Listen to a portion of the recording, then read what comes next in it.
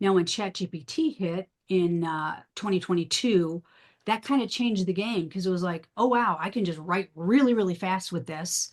Um, and we've all kind of seen what could go wrong with that.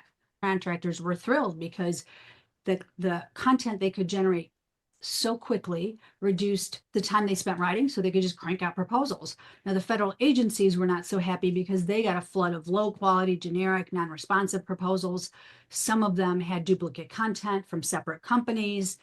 Um, and so then we started kind of seeing downstream impacts. And one of the biggest impacts we saw as an industry was in September 2023, Air Force canceling a $5 billion solicitation because they expected, I think, 20 proposals and they got either 200 or 250 or something more than they could manage. So they just I canceled them. remember that.